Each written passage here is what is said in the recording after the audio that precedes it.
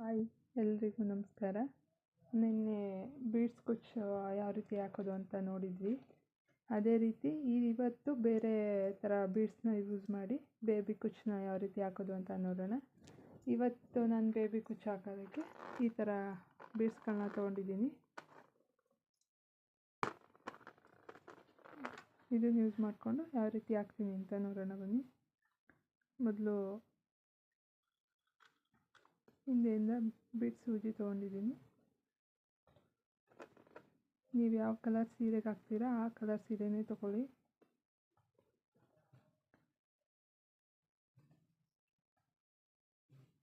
ಇದನ್ನು ಹಾಕಿ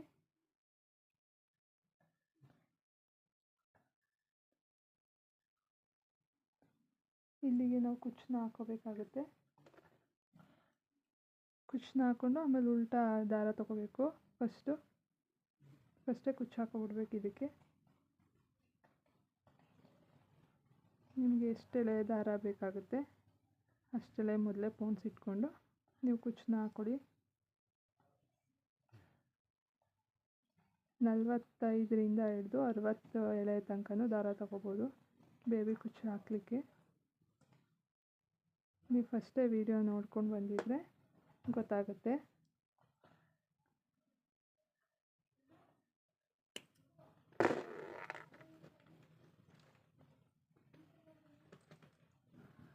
ಥ್ರೆಡ್ ತೊಗೊಂಡು ದಾರ ಸುತ್ಕೋತಿದ್ದೀನಿ. ನಾನು ಚಿಕ್ಕದಾಗೆ ಕಟ್ಟುತ್ತಿದ್ದೀನಿ. ತುಂಬ ಉದ್ದ ಬಂದರೂ ಕುಚ್ಚು ಅಷ್ಟು ಚೆನ್ನಾಗಿ ಕಾಣಲ್ಲ.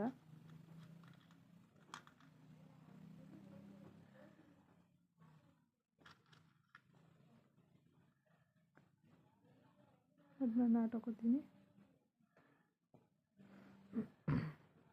ನೀವು ಸೂಜಿನಲ್ಲೂ ಬೇಕಾದರೆ ಗೋಲ್ಡ್ ಕಲರ್ ಥ್ರೆಡ್ನ ಪೋಣಿಸ್ಕೊಂಡು ಸೂಜಿನಲ್ಲೇ ನಾಟ್ ಹಾಕೋಬೋದು. ನೀವು ಯಾವುದೇ ಗೋಲ್ಡ್ ಕಲರ್ ಥ್ರೆಡ್ ಯೂಸ್ ಮಾಡಿದ್ರು ಫ್ಯಾಬ್ರಿಕ್ ಗ್ಲೂನ ಯೂಸ್ ಮಾಡಿ, ಆಗ ಥ್ರೆಡ್ಡು ಬಿಚ್ಚೋಗೋದಿಲ್ಲ. ಈಗ ಮತ್ತೆ ಉಲ್ಟಾ ತಗೊಂಡು ಹಿಂದೆಯಿಂದ ಲಾಕ್ ಮಾಡ್ಕೋತೀನಿ.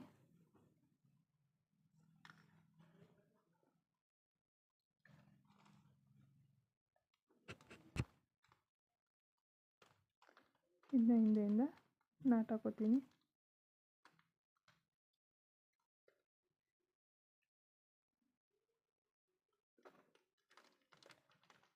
ಹೀಗಾಗಿ ಕುಚ್ಚು ರೆಡಿಯಾಗಿದೆ. ನೀವು ಈ ಕುಚ್ಚಿಗೆ ಎಷ್ಟು ಎಳೆ ದಾರ ಬೇಕಾದರೂ ತೊಗೋಬೋದು. ಚಿಕ್ಕದಾಗಬೇಕಾದ್ರೂ ತೊಗೋಬೋದು, ದೊಡ್ಡದಾಗಬೇಕಾದ್ರೂ ತೊಗೋಬೋದು. 40 ಸ್ಟಾರ್ಟಿಂಗಿಂದ ಹಿಡಿದು 40 ಎಳೆಯಿಂದ ಹಿಡಿದು 60 ಎಳೆವರೆಗೂ ತೊಗೋಬೋದು. ಈ ವಿಡಿಯೋ ಇಷ್ಟ ಆಗಿದ್ರೆ ಲೈಕ್ ಮಾಡಿ, ಶೇರ್ ಮಾಡಿ, ಕಮೆಂಟ್ಸ್ ಮಾಡಿ. Thank you for watching.